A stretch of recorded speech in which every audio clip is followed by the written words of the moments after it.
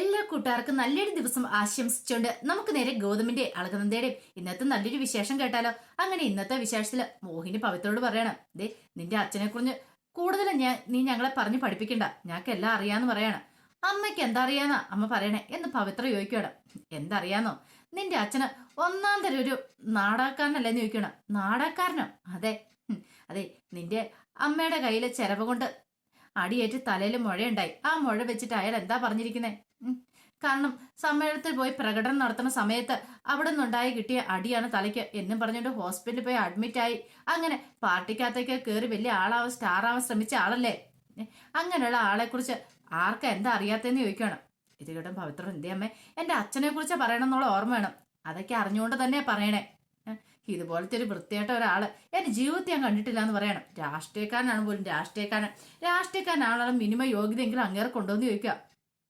പവിത്ര ഞമ്മേ കൂടുതലൊന്നും പറയണ്ടെന്ന് പറയണം. അതാ എനിക്ക് നിന്നോടും പറയാനുള്ളേ. അങ്ങേരെ ഒരു മര്യാദയ്ക്ക് എവിടെയെങ്കിലും അടങ്ങി ഒതുങ്ങി ഞങ്ങളോട് ഇരുന്നാളം പറയണം. അല്ലാതെ ഞങ്ങളുടെ മേത്ത് കുതിര കയറാൻ വന്നിട്ടുണ്ടെങ്കിൽ ഇവിടെ ആരും വെറുതെ ഇരിക്കത്തില്ലെന്ന് പറഞ്ഞിട്ട് പവിത്രയോട് ദേഷ്യപ്പെട്ട് മോഹിനി അങ്ങോട്ട് പോവാണ്.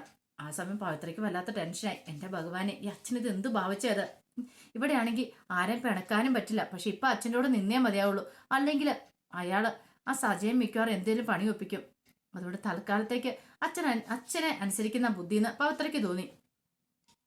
ആ സമയം ജഗന്നാഥൻ എന്ത് ചെയ്യണം, വാളും പരിചയമൊക്കെ എടുത്ത് വിട്ട കുത്ത മുതലാവെല്ലാം പ്രാക്ടീസ് ചെയ്യാം. അങ്ങോട്ട് മറിഞ്ഞു വെട്ടി തിരിഞ്ഞു വെട്ടി എന്നൊക്കെ പറഞ്ഞുകൊണ്ട് ഇത് കണ്ടുകൊണ്ടാണ് മഹേശൻ അങ്ങോട്ട് വരുന്നത്. അപ്പം അരുൺ അവിടെ നിൽക്കുന്നുണ്ടായിരുന്നു. എന്താണ് അരുണ നിന്റെ അച്ഛനെ കാണിച്ചു കൂട്ടുന്നത് ചോദിക്കുക. എനിക്കറിയത്തില്ല എന്റെ വലിച്ച, പവിത്രയുടെ അച്ഛൻ വരുവാന്ന് പറഞ്ഞപ്പോ തന്നെ കാണിച്ചു കൂട്ടുന്ന പ്രവർത്തികളാ. ഇതേ എന്റെ ജഗന്നാഥൻ, നീ ഒന്ന് നിർത്താൻ പറയണം.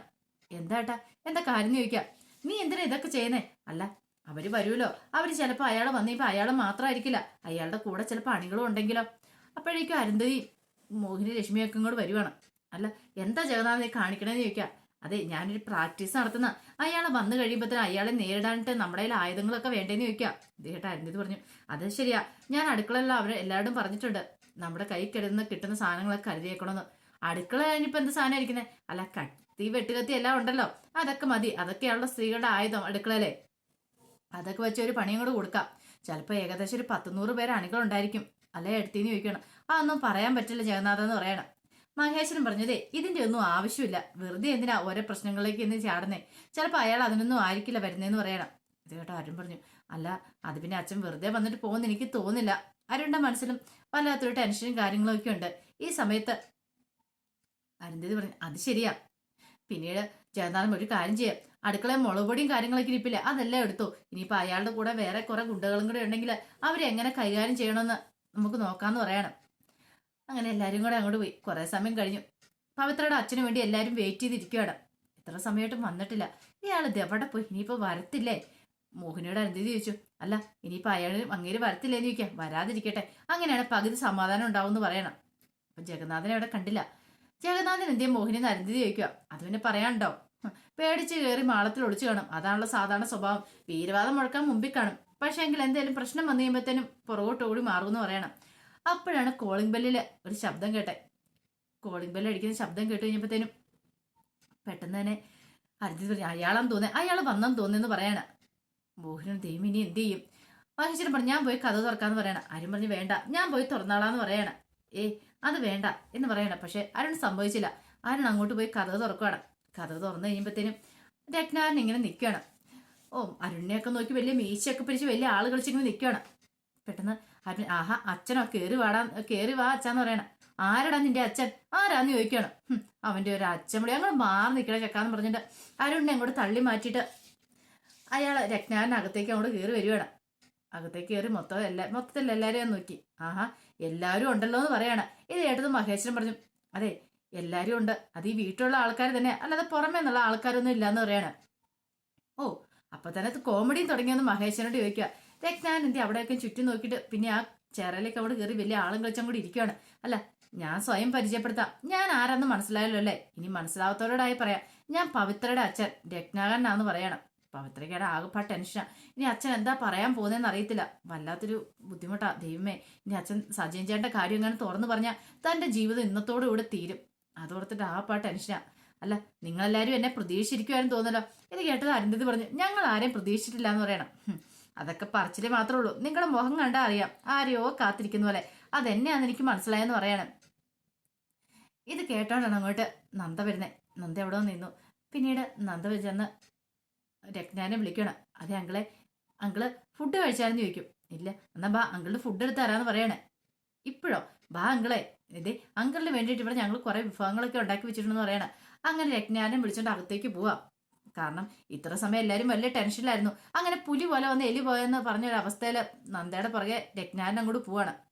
ഈ പോക്ക് കണ്ടു കഴിഞ്ഞപ്പോഴത്തേനും മഹേശ്വരൻ പറഞ്ഞു, എന്റെ ദൈവം എത്ര പെട്ടെന്ന് പ്രശ്നം സോൾവ് ആയത്. ആരെന്ത് പറഞ്ഞു, ശരിയാ, നന്ദ ഇല്ലായിരുന്നെങ്കിൽ അയാൾ എന്തൊക്കെ കാണിച്ചു കൂട്ടെന്ന് പറയാൻ പോലും പറ്റില്ലായിരുന്നു പറയണം. ആ സമയത്ത് പിങ്കി ഗിരിജയോട് ചോദിച്ചു, അല്ല ഇതെന്താ ചിറ്റി സംഭവിച്ചുകൊണ്ടിരിക്കുന്നത്? അവൾ എന്തിനാ അകത്തേക്ക് വിളിച്ചോണ്ട് പോയി സൽക്കരിക്കാണ്ട് പോയത്? ആർക്കറിയാം എന്തിനാന്ന്. അത് അവളോട് ചോദിച്ചാലും അറിയത്തുള്ളൂ എന്ന് പറയണേ. മോഹിനി പറഞ്ഞു, അകത്തുകൊണ്ട് സൽക്കരിക്കേണ്ട ഒരു കാര്യമില്ലായിരുന്നു അയാളെപ്പോലൊരു ഫ്രോഡിനെ. പവിത്രയ്ക്കാണെങ്കിൽ എന്ത് ചെയ്യാനും നടത്തില്ല. പവിത്ര നിന്ന് ഉരുവാണ്. ഇനി എന്തൊക്കെയാ സംഭവിക്കാൻ പോകുന്ന അറിയത്തില്ല. സജയൻ ചേട്ടനെ കുറിച്ച് അങ്ങനെ അച്ഛൻ പറഞ്ഞിട്ടുണ്ടെങ്കിൽ അതോടുകൂടി തന്നെ ജീവിതം തീർന്നു. അരുണേട്ടനും താനും പിന്നെ ഒരുമിച്ച് ഒരിക്കലും ഒരു ജീവിതം ഉണ്ടാകത്തില്ല. അതൊക്കെ ഓർത്തപ്പോൾ സമനില ഇരുന്ന പോലെ തോന്നി പവിത്രയ്ക്ക്. പിന്നീട് അകത്തേക്ക് പോയിട്ട് നന്ദ ഫുഡൊക്കെ എടുത്ത് കൊടുക്കുകയാണ്. ആ സമയത്ത് സജയന്റെ മുന്നിൽ സോളമൻ ഇരിക്കുക. അപ്പൊ അവരുടെ സംസാരിച്ചോണ്ടിരിക്കുക. അപ്പൊ സോളമൻ ചോദിച്ചു, എടാ സജയ, നമ്മള് ഉദ്ദേശിച്ച പോലെ കാര്യം നടക്കുമോ? പിന്നെ അല്ലാതെ. ഇനിയിപ്പൊ അവിടെ ചെന്ന് കഴിയുമ്പം സായിപ്പിനെ കാണുമ്പോൾ കവാത്ത് മറക്കുമെന്ന് പറഞ്ഞ കണക്ക് ഇനിയിപ്പൊ അയാൾ ഇനിയിപ്പം നമുക്ക് കാല് വരുമോന്ന് ചോദിക്കുമോ രത്നാരൻ. അയാളുടെ സ്വഭാവം അറിയത്തില്ലാത്തോണ്ടാ. അയാൾ ഒരു കാര്യം ഉദ്ദേശിച്ച് എന്നിട്ടുണ്ടെങ്കിൽ ആ കാര്യം നടപ്പാക്കിയിട്ട് വരുവുള്ളൂ എന്ന് പറയാം. അതെങ്ങനെ നിനക്കറിയാം? എടാ, ഒറ്റ രാത്രി കൊണ്ട് എന്റെയും പവിത്രയുടെ കല്യാണം തീരുമാനിച്ച് പിറ്റേ ദിവസം ക്ഷേത്രത്തിൽ വെച്ച് നടത്തിയ ആളാ അയാള്, അറിയാലോ. അതുപോലെ തന്നെ ഇത് എന്നെ അവൾ ഉപേക്ഷിക്കണമെന്ന് തീരുമാനിച്ചപ്പോ തന്നെ അവൾ എന്നെ ഉപേക്ഷിച്ചു. അതിന് കാരണക്കാരനാരാ? ഇയാള് തന്നെയാ. പിന്നീടോ വലിയൊരു പുളുങ്കുമ്പോ തന്നെ പിടിപ്പിച്ചു. 5 പൈസ പോലും മുടക്കില്ലാതെ ഇതേ പവിത്രനെ ഇങ്ങോട്ട് കയറ്റി വിട്ടില്ലേ. അയാൾ അതിലൊക്കെ അഗ്രഗണ്യനാ. അതുകൊണ്ടാണ് ഞാൻ പറഞ്ഞേ, അയാളെ അങ്ങനെ പേടിക്കേണ്ട കാര്യമൊന്നുമില്ല. അയാളൊരു കാര്യം ഉറപ്പിച്ച അല്ല അവിടെ ചെന്ന് കഴിയുമ്പോ ഇനിയിപ്പൊ എന്തേലും കാണിച്ചു കഴിയുമ്പത്തേനും എന്ത് കാണിക്കാനായിട്ട് അയാൾ എങ്ങനെ ഞൂഴ്ന്നു കയറും. അയാളുടെ ആഗ്രഹം സാധിച്ചുകൊണ്ട് അയാളോട് നിന്ന് ഇറങ്ങുള്ളൂ. ഇന്ന് വരെ അങ്ങനെ സംഭവിച്ചിട്ടുള്ള. ഇനി അതിന് മാറ്റമൊന്നും വരാൻ പോകുന്നില്ലെന്ന് പറയണം. അയാളെക്കുറിച്ച് നിനക്ക് ശരിക്കും അറിയത്തില്ലാഞ്ഞിട്ടാ. കാരണം അയാളെ എന്തൊക്കെയാ കാണിച്ചു കൂട്ടുന്ന അയാൾക്ക് പോലും അറിയത്തില്ല. വലിയ രാഷ്ട്രീയക്കാരെന്ന് പറഞ്ഞോണ്ട് നടക്കുന്ന ഭാവം അതറിയാലോ എന്ന് പറയാം. ഇത് കേട്ട സോളം പറഞ്ഞു, അത് ശരിയാന്ന് പറയാനാ. എന്റെ ഡിമാൻഡ് ഒന്നു മാത്രമേ ഉള്ളൂ, എനിക്ക് പവിത്രനെ വേണം. അത് മാത്രം. അവളുടെ കഴുത്തിൽ താലി ആർത്തേ ഞാൻ ആദ്യം. അതുകൊണ്ട് എനിക്ക് അവളെ കിട്ടിയാൽ മതി അവളെന്ന് പറയണം. സോളം പറഞ്ഞു, നീ പറഞ്ഞ പോലെ കാര്യങ്ങളെങ്കിൽ ഉറപ്പായിട്ടും അവളുടെ അച്ഛൻ അവളെ ഇങ്ങോട്ട് കൂട്ടിക്കൊണ്ട് വരും. നീ ധൈര്യമായിട്ടിരിക്കാനൊക്കെ പറയണം. ആ സമയം മൂക്കുമുട്ട വെട്ടി വിഴുങ്ങുകയാണ് അവിടെ ഇരുന്നിട്ട് രത്നാകരൻ. നന്ദ ഫുഡൊക്കെ വിളമ്പി കൊടുത്തോണ്ടിരിക്കുന്നുണ്ട്. എങ്ങനെയുണ്ട് അങ്ങളെ, കൊള്ളാവെന്ന് ചോദിക്കാം. സൂപ്പർ ആയിട്ടുണ്ട്. ഇത്ര നല്ല ടേസ്റ്റോടുകൂടി അടുത്തിടയ്ക്ക് ഫുഡ് കഴിച്ചിട്ടില്ലെന്ന് പറയണം. ആണോ? എന്നാൽ നന്ന് വയറ് നിറച്ച് കഴിക്കാൻ പറയണം. മോഹിനിക്കും പവിത്രയ്ക്കും വല്ലാത്ത ദേഷ്യം. പവിത്രയ്ക്കാണെങ്കിൽ എന്ത് ചെയ്യണമെന്ന് അറിയത്തില്ല. അച്ഛൻ ഇനി എന്തൊക്കെയാ പറഞ്ഞു കൂട്ടുന്നു പറയാൻ പറ്റില്ല. അങ്ങനെ ഫുഡൊക്കെ കഴിച്ചിട്ട് അവൾ ടേബിളിലേക്ക് അങ്ങോട്ട് വരണം. അപ്പൊ എല്ലാവരും അവിടെ ഉണ്ട്. പിന്നീട് രത്നാകരൻ വന്നിട്ട് പറഞ്ഞു, ഫുഡ് എനിക്ക് ഇഷ്ടപ്പെട്ടു, അടിപൊളിയായിട്ട് ആയിരുന്നു കേട്ടോ. ഇത്ര നല്ല ടേസ്റ്റോട് വേറൊരിടത്തുനിന്ന് ഞാൻ കഴിച്ചിട്ടില്ലെന്ന് പറയണം. ആ സമയം മോഹിനി അരുന്ധതിയൊക്കെ നോക്കുകയാണ്. പിങ്കീനെ നോക്കി കിരിച്ചൊരു ചിരിയും കൂടെ അങ്ങോട്ട് ചിരിക്കുകയാണ്. പിന്നീട് രത്നാകരൻ പറഞ്ഞു, ഒരു കാര്യം ഞാൻ പറഞ്ഞേക്കാം. ഞാൻ ഇങ്ങോട്ട് വന്നതേ നിങ്ങൾക്ക് ആർക്കും ഇഷ്ടപ്പെട്ടില്ലെന്ന് അറിയാം. പക്ഷെങ്കിൽ എനിക്ക് എന്താണ് ഫുഡ് തന്ന് എന്നെ ഇവിടെ സ്വീകരിച്ചിരുത്തിയില്ലോ, അതിനൊക്കെ ഒരുപാട് നന്ദി എനിക്ക് നിങ്ങളോട് പറയാണ്ട്. പക്ഷെ വേറൊരു കാര്യം. എന്താ? അല്ല എന്ന് പറഞ്ഞാലും ഞാനൊരു കാര്യം ഉദ്ദേശിച്ചുകൊണ്ട് ഇങ്ങോട്ട് വന്നിട്ടുണ്ടെങ്കിൽ അത് നടപ്പാക്കിയിട്ടേ പോവുള്ളൂ. ഈ രത്നാൾ ആര് ചെറ്റ നിങ്ങൾക്ക് ആർക്കും അറിയത്തില്ലാത്തതുകൊണ്ടാന്ന് പറയണം. അത് കേട്ടേച്ചും മഹേശ്വരൻ പറഞ്ഞു, നീ എന്താ രത്നാരെ പറഞ്ഞെന്ന് ചോദിക്കണം. അതെ, ഞാൻ പറഞ്ഞതിന്റെ സാരാംശം ഇത്രയേ ഉള്ളൂ. എനിക്ക് ചില തീരുമാനങ്ങളൊക്കെ ഉണ്ട്. എന്റെ തീരുമാനങ്ങളൊക്കെ നിങ്ങൾ നടപ്പിലാക്കി തണമെന്ന് പറയാം. ഇത് കേട്ടോ മഹേശ്വരൻ പറഞ്ഞു, ഓഹോ, തീരുമാനങ്ങൾ നടത്തിയാലേ രത്നാരൻ ഇവിടുന്ന് പോകത്തുള്ളൂ എന്ന് ചോദിക്കുക. അത് അത്രേ ഉള്ളൂ. ഇല്ലെങ്കിൽ എന്ത് ചെയ്യണമെന്ന് രത്നാരൻ അറിയാം. രത്നാരൻ്റെ ഈ ഒരു മുഖം മാത്രമേ നിങ്ങൾ കണ്ടിട്ടുള്ളൂ.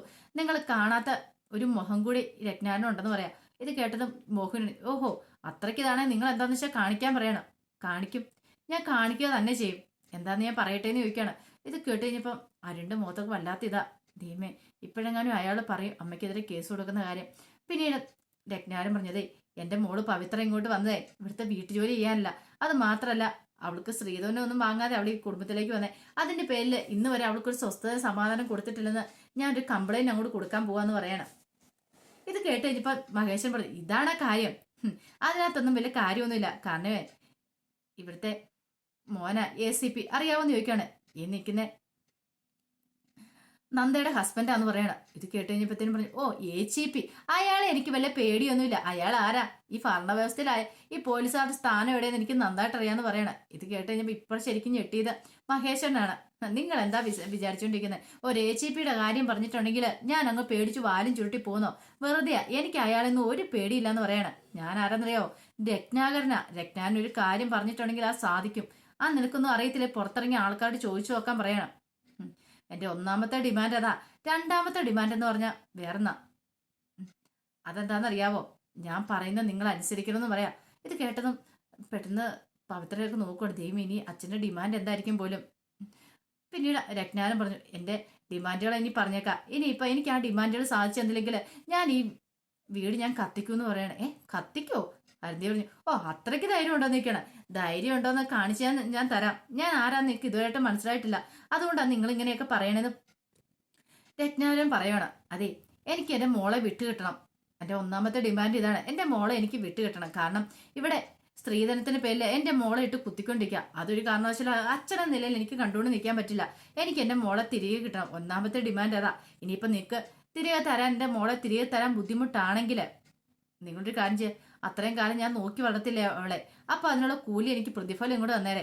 പക്ഷേങ്കിൽ ആ പ്രതിഫലം 20 ലക്ഷത്തിൽ കുറയാൻ പാടില്ല. 20 ലക്ഷത്തിൽ എത്ര വെള്ളം കൂടാം, അതിനൊന്നും കുഴപ്പമില്ല.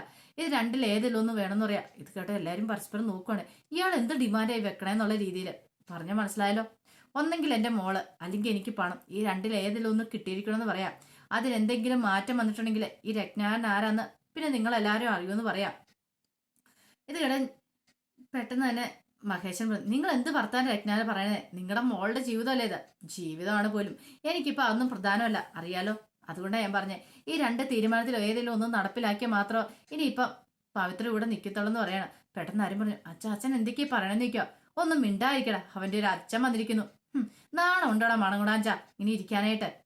സ്വന്തം ഭാര്യയ്ക്ക് സ്ത്രീധനം കിട്ടിയില്ലെന്ന് പറഞ്ഞുകൊണ്ട് അവളെ പീഡിപ്പിച്ചുകൊണ്ടിരിക്കുകയാണെന്ന് ചോദിക്കും. ഇല്ലെങ്കിൽ കണ്ടല്ലോ, ഞാൻ കൊണ്ട് കേസ് അങ്ങോട്ട് ഫയൽ ചെയ്യും. നിങ്ങൾ ഇവിടെ ഇട്ട് എൻ്റെ മോളെ ഇട്ട് പീഡിപ്പിക്കുമെന്ന് പറഞ്ഞുകൊണ്ട് എന്ത് വേണം നിനക്ക് തന്നെ തീരുമാനിക്കാന്ന് പറയാം. ആകെപ്പാടെ പെട്ട അവസ്ഥയായിപ്പോ. കാരണം ഇയാൾ പറയുന്ന അനുസരിച്ചില്ലെങ്കിൽ മിക്കവാറും സ്ത്രീ പീഡനത്തിന് എല്ലാവരും കൂടെ പോയി അകത്ത് കിടക്കേണ്ടി വരും. അതൊക്കെ ഓർത്തിനിപ്പോൾ വല്ലാത്ത ടെൻഷനായി. അപ്പോഴേക്കും നന്ദയ്ക്കാണോ ഒന്നും മനസ്സിലായില്ല, എന്ത് ചെയ്യണമെന്ന് അറിയത്തില്ല. പിന്നീട് രത്നാകരൻ പറഞ്ഞു, തൽക്കാലത്തേക്ക് ഞാൻ അങ്ങോട്ട് പോവാം. എപ്പം വെള്ളം ഞാൻ ഇങ്ങോട്ട് വരാം, അറിയാലോ. ഞാൻ പറഞ്ഞ ഡിമാൻഡ്സ് ഒന്നും മാറ്റരുത്. എന്തെങ്കിലും ഒരു മാറ്റം വന്നിട്ടുണ്ടെങ്കിൽ അപ്പം ഞാൻ കാണിച്ചു തരാം എന്നൊക്കെ പറഞ്ഞുകൊണ്ടാണ് രത്നാകരൻ അങ്ങോട്ട് ഇറങ്ങിപ്പോകുന്നത്. വല്ലാത്തൊരവസ്ഥയായി ഇന്ത്യവരത്തിൽ. എന്ത് ചെയ്യണമെന്ന് അറിയത്തില്ല. ഈ സമയം പിങ്കിയുടെ കൈ പിടിച്ച് ഗിരിജ അങ്ങോട്ട് മുറിയിലേക്ക് കൊണ്ടുപോകണം. എന്താ ചിറ്റേ, എന്നെ അവിടെ നിന്ന് കൊണ്ടുവന്ന് എന്തിനാന്ന് ചോദിക്കുക. അല്ല നീ അവിടെ നിന്നിട്ട് എന്ത് ചെയ്യാനാ? അല്ല അത് പിന്നെ ചിറ്റേ, എനിക്കാണ് അയാളെ രത്നാന്റെ കാരണം തീർത്തൊന്ന് പൊട്ടിക്കാനാ തോന്നിയെന്ന് പറയാം. എന്തിന്? അയാൾ എന്ത് വൃത്തിയോടൊക്കെയാ വന്ന് പറഞ്ഞ് ഇവിടുന്ന് ഫുഡും കഴിച്ചിട്ട് ഇവിടെ എല്ലാവരും വെല്ലുവിളിച്ചു വെക്കുന്നു. എല്ലാവരും ജയിലിൽ കയറ്റുമെന്ന്. ഇതാണ് ആ കാര്യം. ദേ ഇപ്പോഴാണ് നമ്മളോട് ബുദ്ധി പ്രയോഗിക്കേണ്ടതെന്ന് പറയാണ്. എന്ത് ബുദ്ധി? എൻ്റെ മോളെ നിനക്ക് അറിയത്തില്ല. കാര്യം എന്താന്ന് പറഞ്ഞിട്ടേ. അതെ, നമ്മൾ ചില സമയത്ത് നമ്മൾ ബുദ്ധി ഉപയോഗിച്ച് വേണം നമ്മൾ ചിന്തിക്കാനായിട്ട്.